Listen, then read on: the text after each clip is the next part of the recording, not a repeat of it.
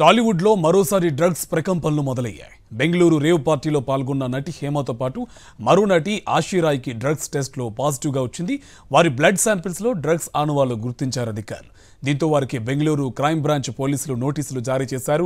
పార్టీకి హాజరైన వారిలో మొత్తం 86 మంది డ్రగ్స్ తీసుకున్నట్టు టెస్టుల్లో తేలింది. మరోవైపు పార్టీకి ముందు రోజు హైదరాబాద్ నుంచి బెంగళూరు వెళ్లిన విమాన టికెట్లు సైతం గుర్తించారు పోలీసులు. అయితే రేవ్ పార్టీలో పాల్గొన్నట్టు నటుడు శ్రీకాంత్ పై కూడా ఆరోపణలు వచ్చాయి.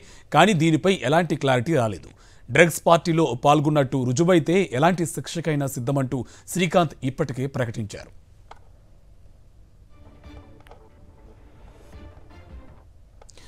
టాలీవుడ్ లో డ్రగ్స్ ప్రకంపనలకు సంబంధించి మరింత సమాచారం మా కరెస్పాండెంట్ సాయి కిరణ్ మనకి లైవ్ లో అప్డేట్స్ అందిస్తారు. సాయి కిరణ్, అప్డేట్స్ ఏంటి? టాలీవుడ్ లో మళ్ళీ డ్రగ్స్ ప్రకంపనలు రేగుతున్నాయి. చాలా వరకు కూడా హేమతో పాటుగా మరికొంతమంది నటులకు కూడా నోటీసులు జారీ చేసింది బెంగళూరు క్రైమ్ బ్రాంచ్ పోలీసులు. అప్డేట్స్ ఏంటి?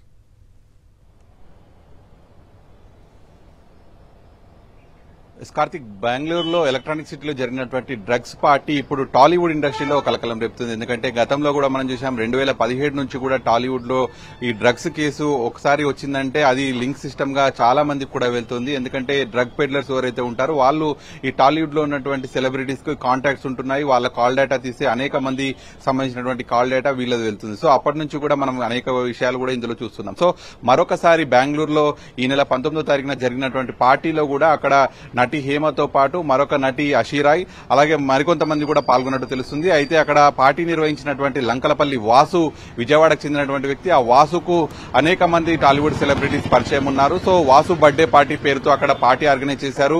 పార్టీ ఆర్గనైజ్ చేయడమే కాకుండా అందులో విచ్చలవిడిగా డ్రగ్స్ వాడకమే కాకుండా న్యూడిటీ కావచ్చు, సెక్స్ కావచ్చు, ఇవన్నీ కూడా జరిగాయి అనేటువంటిది కూడా అందులో పూర్తిగా ఆధారాలు బెంగళూరు పోలీసులు గుర్తించారు. ఇప్పటికే ఆ పార్టీకి హాజరైనటువంటి వ్యక్తులు దాదాపు 200 మంది ఉంటే 103 మందిని ఆ రోజే అదుపులోకి తీసుకుని అందులో వారిని డ్రగ్స్ టెస్ట్ కూడా చేయగా దాదాపు 86 మందికి డ్రగ్స్ పాజిటివ్ గా తేలింది. అందులో టాలీవుడ్ చెందినటువంటి నటి హేమ అలాగే ఆశీరాయ్ కూడా ఈ పాజిటివ్ వచ్చినటువంటి వారిలో ఉన్నారు. సో లీగల్ ఒపీనియన్ తీసుకున్న తర్వాత వారికి బెంగళూరు పోలీసులు నోటీసులు ఇవ్వనున్నారు. నోటీసులు ఇచ్చిన తర్వాత వారిని బెంగళూరు క్రైమ్ బ్రాంచ్ కి పిలిచి విచారించనున్నారు. ముఖ్యంగా ఇందులో వారు ఎవరైతే పార్టీ ఆర్గనైజ్ చేసినటువంటి లంకలపల్లి వాసుకు ఎప్పటి నుంచి పరిచయం, ఈ డ్రగ్స్ కి సంబంధించినటువంటి సమాచారం వారి దగ్గర ముందే ఉందా, ఆ సమాచారంతో వాళ్ళు డ్రగ్స్ అక్కడ పార్టీ ఆర్గనైజ్ చేస్తున్నారనేటువంటి సమాచారంతోనే వాళ్ళు వెళ్లారా, ఇట్లాంటి ప్రశ్నలన్నీ కూడా వాళ్ళు ఈ హేమ కావచ్చు వీళ్ళంతా కూడా ఎదుర్కొన్నారు. ముఖ్యంగా టాలీవుడ్ చెందినటువంటి సీనియర్ నటుడు శ్రీకాంత్ పేరు కూడా ఇందులో వినిపించింది. అయితే శ్రీకాంత్ కూడా తన పేరు బయటకు వచ్చినప్పటి నుంచి కూడా దాదాపు అయితే ఆయన ఈ పార్టీలో పాల్గొనలేదు, అందులో నేను లేను, ఒకవేళ ఉన్నట్టయితే ఏ శిక్షకైనా కూడా సిద్ధం అంటూ కూడా ఆయన ప్రకటిస్తున్నప్పటికీ కూడా బెంగళూరు పోలీసులు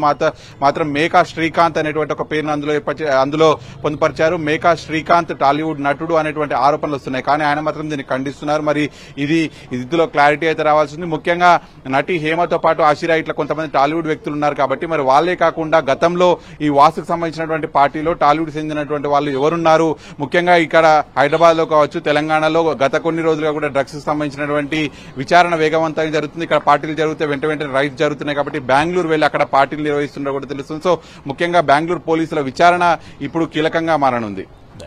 థ్యాంక్ యూ సాయి కిరణ్.